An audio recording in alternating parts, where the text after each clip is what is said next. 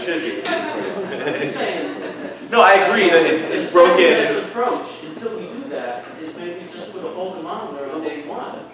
The Holter monitor will tell you what happened. You know, the Holter monitor is going to tell you if someone's having arrhythmia. It's not going to let you intervene. Maybe it's better than nothing. Maybe it's not. Because now you have evidence that someone had, you know, a VT arrest. I don't know.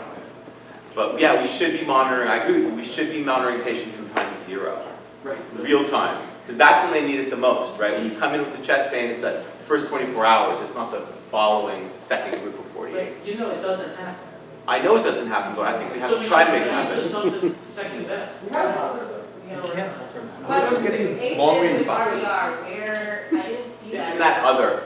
It's in that other. And I'll clarify that. It's unstable cardiac rhythm. How long do you have to monitor someone once I control their heart rate? 24 hours. 24 hours. Yeah. So in the ER, we have the ability to monitor with those 3 screens with the printout. Right. They're there, and when you plug patients in on the monitors, they show up on those screens Right. there. Have we given any consideration to while we figure out the big picture problem of throwing a tech down there I think and we having should. people I think be we watched should. by cardiology techs? I think we should. Because then it's, I don't know. That's kind of like an ER well, if they're going to issue, sit there but- anyway waiting for a bed upstairs, then why not have them monitor? Yeah, they should be. Because I'll tell you what. Either we'll be able to identify what's the arrhythmia and save them while they're in the ER. And if we don't, at least we'll get that 24 hours of telemetry done, so they no longer need the telemetry bed upstairs. 24 hours in the hospital stay versus 96 Exactly. versus the hospital. Exactly. Plus, that 24 hours they're getting, which is really the 48 hours they don't need. Right, because So they're past waiting their for window something of- that they don't need and not getting something they need. Yeah. Dr. Levitt, I just wanted to clarify about electrolyte abnormalities. If you have somebody with an electrolyte abnormality that has changes on their EKG, like a hypokalemic patient with a prolonged QTC or a hyperkalemic patient with T-wave changes, are you suggesting that those patients don't benefit from tele? I'm suggesting we should discuss those cases individually. I think some might. I think some wouldn't. Some, you know, depending on the QT, how long it's been prolonged. You know, we see patients with prolonged QTs who have had prolonged QTs for a long time. Those patients are more stable. You know, what I would like to do, and you know, I want to discuss it with you guys, that's why we're all here today, is I would like to implement this system in our EMR. I'd like there to be a drop-down box with the AHA indications that need to be checked off.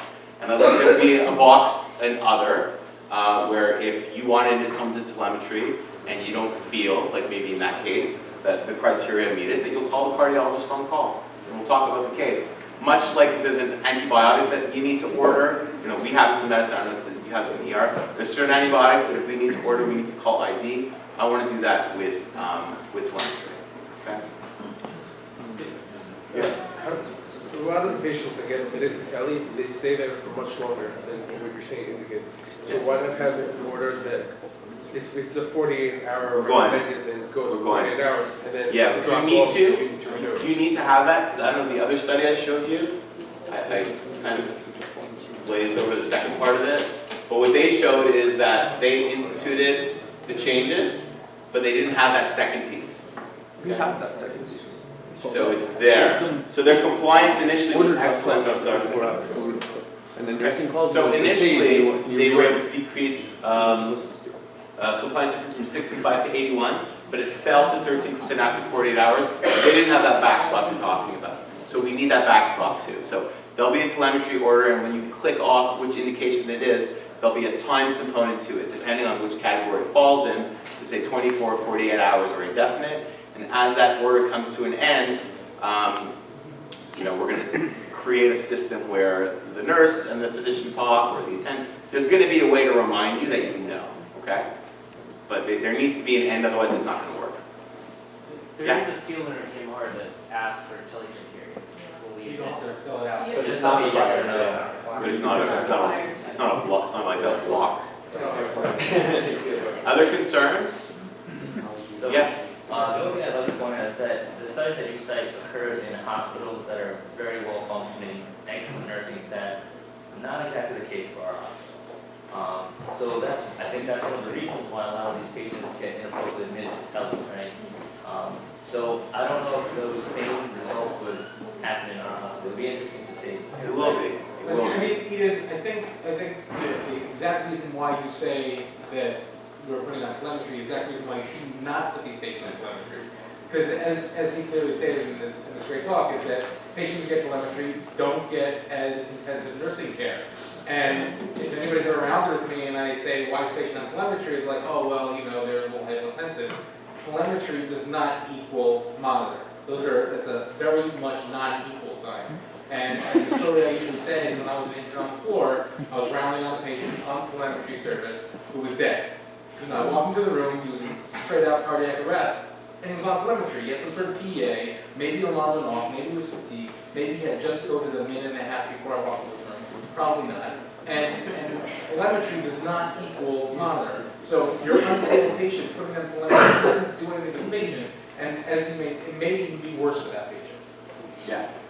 Yeah, absolutely. I'm not sure if this is in the planning of this. I think it would be great to have some sort of feedback system to medicine who upgrade to telemetry to the ED who maybe admitted patient exposure to be. I think that's how probably the education kind of culture change is going to happen. I think this is a good first step, and if we can get some sort of feedback system. Yeah. Hey, that patient, Mr. Kaplan should have been in trouble. Right. Right. How do you guys feel about having someone else say that you can't order telemetry on certain patients that you feel that you see should have telemetry? No problem. Too much incentive to block, I think you should have it so that it's not blocked immediately. You should make people choose an indication. I think that's great, but don't block it. But as long as cardiology, I think it's absolutely okay. Most of these patients probably don't need to tell us. We all agree. However, if there's a patient that we're concerned about, And you call it cardiologist cardiologist, can come downstairs Sure. and see the patient. I think that would be even Right. perfect for the very conservative ED doc. Sure. So no, you don't think this person belongs on teledoc? Right. We'll come see it. We'll own that Exactly. decision. Yeah. It's a So great yeah. compliment. And I'll talk to the fellows about There's that. also a subset of patients that get admitted to medicine floor by us and then get upgraded By by either the medical senior Right. who makes some Right. sweeping decision Right. or They'll have to follow the same criteria in the EMR. like, because we could put into this position, but then that's the hard stuff. And people, anyone who want, Right. just say the patient on telemetry. Right. And then that gets changed on the bed board, and then whatever, that hard stuff pretty much becomes. Right. And I think at least 50% of telemetry admissions Right. end up being upgraded, not by us, Right. but by somebody else. Right. They'll have the same blocks, and we'll measure this. We'll study this, and we'll look at our numbers, see what kind of impact it's having, see if we're having arrhythmias, see if code cardiac is being called in other parts of the hospital. It's all measurable, and we'll look at it. Yeah, just everyone kind of harped on this already, but D4 South is an excellent nursing floor, for sure. So for the big sweeping change, I think it would be worth talking about step-down units also as you're doing this floor to see the result that you're looking for. You mean having other step down? The step down talks about like log in the talks, and it's like apparently very complicated. So we all agree that's all we want, but We don't have I don't know. I've met with Dr. Peacock, one of your colleagues, right? And we are looking at putting this into play within the next month or so. It'll be the drop-down box that I showed you guys. I will take out other, because you guys will be all over other, and put in unstable cardiac rhythm, okay? And there'll be another box, none of the above, call us, and during working hours, one of the attendees will come down, and the fellows always here nights and weekends, would always reach out to me in an extenuating circumstance, and let's see how it works. And the other piece I think we need to work on, and I'll talk to Dr. Xavier about this, is getting real tele in the emergency room. I think that's huge. I think that's really where we need to start. Any questions? I just have one more comment, sorry. Yeah. And as we work to expand the observation unit, is the plan for those to be actual tele-monitored beds? Yeah. Watched by like a person? I think it needs to be. Yeah, okay. Yeah. I agree. Yep. Is there any talk about that whole global cardiac tele box where like patients can go anywhere? Because that would solve a lot of our... Yeah, that's like a big infrastructural decision. I think we do this first, and then I think that's probably down the line. We need new boxes, we need new equipment for everything. But let's first see how many tele patients we really have, and how many patients we really need. And I think this is the first step. Any other questions? Thank you for coming. We're going to have one more plug for cardiology. We are starting cardiac CTA with you guys, right? So excellent tests available nights and weekends to low load and intermediate probability patients. Negative predictive value of 100. So I'm working with Dr. Xavier and Dr. Pulitzer on that. We are going to meet sometime in December to go over CTA protocols and the data behind that. Okay, so I'll see you Yeah, guys. we're setting up another interdisciplinary conference, and we hope to have a lot more of them, because obviously our services all work together a lot, so we'll do it more. Yeah, thank you guys.